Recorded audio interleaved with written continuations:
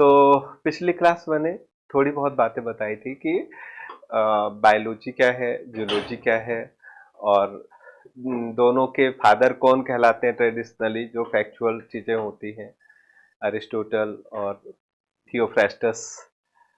और इसके अलावा मैंने क्लासिफिकेशन ऑफ ऑर्गेनिज्म यानी जीवों का वर्गीकरण के बारे में बात की थी, और मैंने बताया था कि 5 क्लासेस या 5 वर्गों में जीवों को बांटा जाता है, जिसमें सबसे पहला वर्ग होता है मोनेरा वर्ग।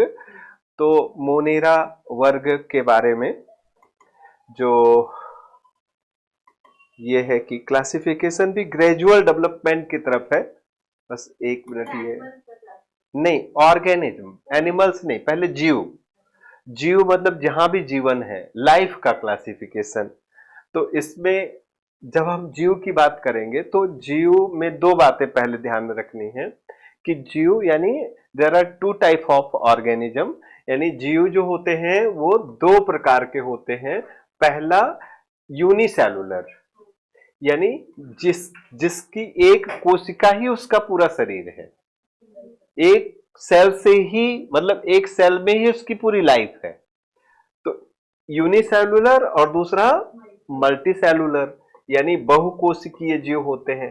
तो ये 2 बातें। और इसके अलावा जब हम सेल पर आ जाते हैं यानी कोशिका पर आ जाते हैं तो there are 2 types of cell.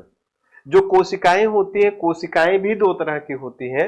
एक होती है प्रोकैरियोटिक सेल्स और एक होता है यूकैरियोटिक सेल्स। तो प्रोकैरियोटिक सेल्स जो होते हैं, प्रोकैरियोटिक सेल्स प्रोकैरियोटिक सेल्स जो होते हैं वो कैसे होते हैं कि इमेच्योर्ड सेल होते हैं, या ऐसा कह लीजिए आप कि जब जीवन का विकास शुरू हुआ, जब लाइफ का ओरिजिन हुआ, तो जो इनिशियली यानी सबसे पहले जो कोशिका डेवलप हुई समुद्र में, पानी में, जो पहला जीव विकसित हुआ, वो पहली बात तो यूनिसेलुलर था और दूसरी चीज वो प्रोकैरियोटिक था। फिर धीरे धीरे जैसे जैसे लाइफ का और कंपोनेंट स्ट्रांग होते गए, एनवायरमेंट या लिविंग कंडीशंस स्ट्रांग होती गई, वैसे वैसे सेल भी धीरे धीरे ग्रो करता गया। और ग्रो करते करते वो एक कंप्लीटली मैच्योर्ड सेल हो गया, एक पूर्ण रूप से विकसित कोशिका में वो परिवर्तित हो गया या बदल गया। तो वो जो सेल है वो यूकैरियोटिक सेल है। अब यहीं से हमारा जो क्लासिफिकेशन स्टार्ट होता है। तो कैसे स्टार्ट होता है कि जैसे सबसे पहला जो जीव होगा, यानी जीवों का सबसे पहला जो किंगडम होगा, ठीक, वो कैसा होगा? पहली बात तो वो यूनिसेलुलर होगा, है ना, और दूसरी चीज वो प्रोकैरियोटिक होगा। ठीक, तो यूनिसेलुलर और प्रोकैरियोटिक, यूनिसेलुलर और प्रोकैरियोटिक जीवों का ये जो संसार है, किंगडम है, इसको कहा जाता है मोनेरा। क्या कहा जाता है? This is called Monera kingdom. Is it okay? अब मोनेरा किंगडम की जो सबसे खास बात है वो ये है कि इस किंगडम में सिर्फ और सिर्फ बैक्टीरिया जाते हैं। यानी अगर आपसे ये पूछा जाए कि इस धरती पर सबसे पहला जीव कौन से आया था, या ये कह लें कि इस धरती पर जीवन के रूप में जितनी भी चीजें, उसमें सबसे पुराना क्या है, सबसे प्राचीन जीव का नाम क्या है, तो that is bacteria. Bacteria he life के तौर पर इस धरती पर सबसे पहले आई, सबसे पहले बैक्टीरिया से ही डेवलपमेंट शुरू हुआ। तो जो bacteria, there are variety of bacteria, मतलब तरह तरह के बैक्टीरियाज होते हैं। तो बैक्टीरियाज का किंगडम जो है वो मोनेरा किंगडम कहलाता है। और इसमें एक बैक्टीरिया के बारे में खासकर परीक्षा में पूछा जाता है, क्योंकि उसका नाम से यह लगता है कि वो बैक्टीरिया नहीं है, लेकिन वो बैक्टीरिया होता है। ओके, तो उसको कहते हैं ब्लू ग्रीन एल्गी। क्या? नील हरित शैवाल कहते हैं। ठीक, तो नील हरित शैवाल या ब्लू ग्रीन एल्गी जो होता है वो होता तो बैक्टीरिया है, लेकिन नाम रखने वालों को तब शायद पता नहीं था, तो उन्होंने तालाब में उसको तैरते हुए हरे रंग का देखा और उस देखने के आधार पर कह दिया कि भैया तालाब की ताल की काई है ये। काई मतलब शैवाल, शैवाल मतलब एल्गी। तो उसके आधार पर उसका नामकरण कर दिया गया कि ये ब्लू ग्रीन एल्गी है। लेकिन जब बाद में उसको ढंग से ऑब्जर्व किया गया, स्टडी की गई, तो पता चला कि ये एल्गी ग्रुप का मेंबर नहीं है, ये बिल्कुल ये बैक्टीरिया है। ठीक, अब इसके बाद क्या, बस इतना ध्यान रखना, सिस्टमैटिक, यूनिसेलुलर, प्रोकैरियोट। अब अगला जब बढ़ेंगे हम आगे तो प्रोकैरियोटिक नहीं होगा, यहां से गायब हो जाएगा, और प्रोकैरियोटिक नहीं होगा तो यूकैरियोटिक हो जाएगा, लेकिन रहेगा यूनिसेलुलर। अब दूसरा जो दूसरा किंगडम है वो यूनिसेलुलर है प्लस यूकैरियोटिक हो जाएगा। ओके, तो क्या यूनिसेलुलर और यूकैरियोटिक, ये जो एनिमल्स का किंगडम है, इस ये जो जीवों का, ये जो लिविंग बीइंग का किंगडम है, इसको कहा जाता है प्रोटिस्टा। तो ये पहला मोनेरा किंगडम हो गया, दूसरा प्रोटिस्टा किंगडम हो गया। ओके, अगर हम इन दोनों के बीच में डिफरेंस करें तो जितने भी यूनिसेलुलर लिविंग बीइंग होते हैं, यानी जितने भी एक कोशिकीय जीव होते हैं, वो सारे के सारे माइक्रो ऑर्गेनिज्म कहलाते हैं। क्या कहलाते हैं? सूक्ष्म जीवी। क्या बोलते हैं उनको? उनको अलग से पढ़ते हैं माइक्रो ऑर्गेनिज्म। ठीक है, तो ये दोनों किंगडम्स की खास बात यह है कि ये दोनों किंगडम्स माइक्रो ऑर्गेनिज्म है। माइक्रो क्यों है? क्योंकि एक ही सेल, इनकी पूरी लाइफ है, इनकी पूरी कोशिका है, वो सेल भी इतना छोटा होता है, इतना छोटा होता है कि माइक्रो मतलब जो शब्द आया है इसे कहते हैं अति सूक्ष्म। वास्तव माइक्रो शब्द माइक्रोन से बना हुआ है, यानी जो 10⁻⁻6 मीटर के इक्विवेलेंट या रेंज में हो। ओके, जो 10⁻⁻6 मीटर के, यानी 1 मीटर का कितना, लगभग करोड़वां हिस्सा, इतना छोटा हो, तो वो हम अपनी आंखों से नहीं देख सकते हैं। उसको देखने के लिए हमें क्या, उसको देखने के लिए हमें माइक्रोस्कोप की जरूरत पड़ती है। तो इसीलिए इन दोनों को हम माइक्रो ऑर्गेनिज्म या सूक्ष्म जीव कहते हैं। ये दोनों में समानता क्या है कि दोनों ही किंगडम यूनिसेलुलर है।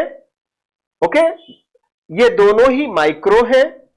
इनमें डिफरेंशिएशन क्या है कि ये प्रोकैरियोटिक है, ये यूकैरियोटिक। यूकैरियोटिक का मतलब वेल डेवलप्ड सेल है इसके पास एक पूर्ण रूप से विकसित कोशिका होती है। क्लियर है यहां तक बात? अब हम आगे चले। दूसरा डिफरेंस क्या है? दूसरा डिफरेंस है कि ये जो मोनेरा किंगडम के बैक्टीरियाज हैं, दे आर फाउंड एवरीवेयर। मतलब इनकी कोई स्पेसिफिक जगह नहीं है, जिसको कहते हैं ना थल में, जल में, नभ में, ये हर जगह होते। मतलब बैक्टीरियाज हवा में भी है, बैक्टीरिया जहां जहां मैंने सरफेस पर हाथ रखा हुआ इस पर भी है, आप किसी पानी में जाते हो बैक्टीरिया वहां भी है। मतलब बैक्टीरिया हर जगह, इवन हमारे पेट में है बैक्टीरिया, हमारे शरीर के अंदर बैक्टीरिया है। कोई ऐसी चीज नहीं है जहां बैक्टीरिया ना हो। मतलब जब आप सांस ले रहे हैं ना, तो सांसों के जरिए बैक्टीरिया जा रहा है। जब आप कुछ खाते हैं ना, तो आपके भोजन के जरिए बैक्टीरिया आपके पेट में जा रहा है। ठीक, तो ये सब जगह है। लेकिन ये जो प्रोटिस्टा किंगडम के जीव होते हैं, ये एक्वेटिक होते हैं। मतलब ये हर जगह नहीं होते हैं, ये सिर्फ पानी में पाए जाते हैं। तो ये पानी में रहने वाले जीव होते हैं। और दूसरी चीज है कि ये सूक्ष्म होते हैं, उसमें इनकी गलती नहीं, बेचारे छोटे हैं, सूक्ष्म है, तो सूक्ष्म है, चले जाते हैं अंदर। अब अंदर जाते हैं, इनकी गलती नहीं है। मतलब इनके हिसाब से हमारी नाक इंडिया गेट जैसी है इनके लिए, तो इसमें इनकी क्या गलती है कि चले गए, घुस गए।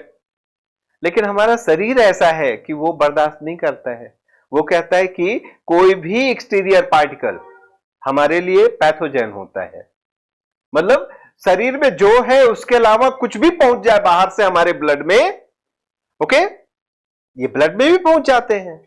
क्योंकि जब हमारी बॉडी में जाते हैं किसी भी जरिए से गए, जैसे सपोज कर लीजिए आपने शक्कर का जूस पिया या चाय पी, अब चाय के साथ बैक्टीरिया चले गए अंदर, तो शुगर हमारी बॉडी एब्जॉर्ब करती है, तो उसी के साथ साथ उसने बैक्टीरिया भी एब्जॉर्ब कर लिया। तो शुगर तो हमारे ब्लड में है, तो हमारा ब्लड शुगर को एक्सेप्ट कर लेता है।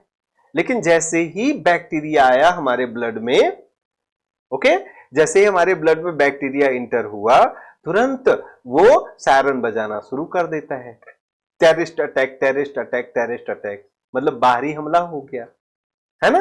तो इसी जब जब भी हमारी बॉडी पर अटैक होगा तो हम क्या होंगे, हम ईज, जो हमारी लाइफ की इजीनेस है, ईज खत्म हो जाएगी, तो उसको कहते हैं डिसीज। क्या हमारी जो जीवन जीने की इजीनेस है, सहूलियत, सरलता, आसानी जीवन की, कंफर्ट, वो जीवन का छिन जाता है। किसी ना किसी तरह की प्रॉब्लम होने लगेगी, नाक बहने लगेगी, छींक आने लगेगी, बॉडी का टेम्परेचर बढ़ जाएगा, कोई ना कोई तरह की प्रॉब्लम होने लगेगी, तो हम कहेंगे दिस इज। लेकिन क्या कि ये सारी चीजें हमारी बॉडी भी जानती है कि ये तो आते रहते हैं भाई बाहर से, इन्हें कैसे रोक सकते हो। तो फिर जैसे होता है ना, देश में इन्फिल्ट्रेशन होता है, बाहर से लोग घुसपैठी आते रहते, तो उनके लिए हमारे यहाँ सिस्टम बना हुआ है कि बीएसएफ है, आर्मी है ना। तो सेम हमारी बॉडी में भी आर्मी है, पूरी फौज है, जहां ये जाते हैं वहीं इन्हें नष्ट कर दिया जाता है, बैक्टीरियाज को। ओके, तो हमारी बॉडी के अंदर व्हाइट ब्लड सेल्स जो हैं वो डब्ल्यूबीसी जिनको हम कहते हैं, दे आर किलर्स। वो हमारी बॉडी को इन बीमारी फैलाने वाले या हमारी बॉडी की डिस ईज यानी ईज को खत्म करने वाले इन माइक्रो ऑर्गेनिज्म को वहीं पर किल कर देते हैं।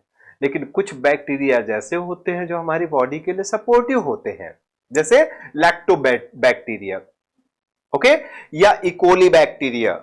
लैक्टोबैक्टीरिया, इकोली बैक्टीरिया, लैक्टोबैक्टीरिया क्या होता है? लैक्टोबैक्टीरिया दही में मिलता है, दही के साथ हमारे पेट में जाता है ये।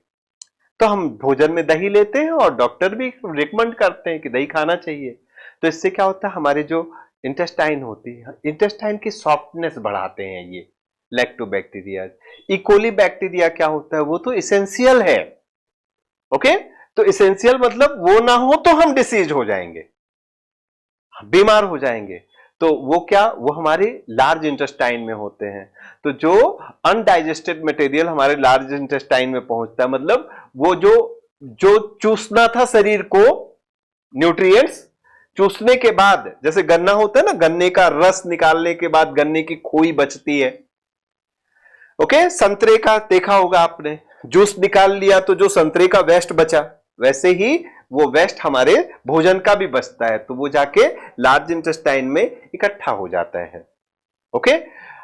अब उसमें भी बहुत सारे न्यूट्रिएंट्स होते हैं, उसमें भी। अब कहने का मतलब मेरा है, जैसे संतरे का जूस ही है, संतरे का जूस से संतरे से संतरे का जूस निकालने के बाद जो वेस्ट मटेरियल बचा, ऐसा नहीं कि उसमें अब संतरे का कोई कंपोनेंट नहीं है, उसको भी और निचोड़ा जाए, कोई काम और किया जाए कि जिससे उसके एलिमेंट और हम एब्जॉर्ब कर सके। तो हमारी बॉडी या नेचर, मतलब हम ही हैं जो चीजों को बर्बाद करते हैं, नेचर ने हमें ऐसा बनाया है, नेचर खुद ऐसी है कि वो मिसयूज नहीं करती है, हर चीज का जो बेस्ट यूटिलाइजेशन हो सकता है, बेस्ट यूटिलाइजेशन करती है। तो जो वेस्ट मटेरियल यानी अनडाइजेस्टेड फूड गया लार्ज इंटेस्टाइन में, उसको वहां डिकम्पोज किया जाता है, ओके। तो डिकम्पोज करने के बाद फेकस, यानी जिसको हम मल कहते हैं, ओके, वो बनता है। कब, कौन करता है ये काम? बैक्टीरिया करता है। तो बैक्टीरिया, जो इस तरह का जो बैक्टीरिया होता है जो हमारे लिए सपोर्टिव होता है, उसको सपोर्टिव को हमेशा कहते हैं प्रो, क्या बोलते हैं? प्रोबैक बोलते हैं। क्या कहते हैं? तो इकोली बैक्टीरिया, लैक्टोबैक्टीरियाज आर द प्रोबैक्टीरियाज। प्रोबैक्टीरियाज मतलब वो लाइफ सपोर्टिव हैं, वो हमारे लिए बीमारी नहीं फैलाते, बल्कि वो हमको बीमारी से बचाते हैं, वो कॉन्स्टिपेशन से बचाते हैं, जिसको हम कहते हैं कब्ज। अगर वो बैक्टीरिया ना हो, या जिनके साथ प्रॉब्लम है इंटेस्टाइन में, जिनके इस तरह की प्रॉब्लम है कि उस तरह के बैक्टीरिया की प्रॉपर जितनी पर्याप्त मात्रा होनी चाहिए नहीं है, तो उन्हें ज्यादा कॉन्स्टिपेशन होता है, यानी कब्ज की समस्या उन्हें ज्यादा होती है, पेट साफ नहीं होता है। ओके, तो ये सारी चीजें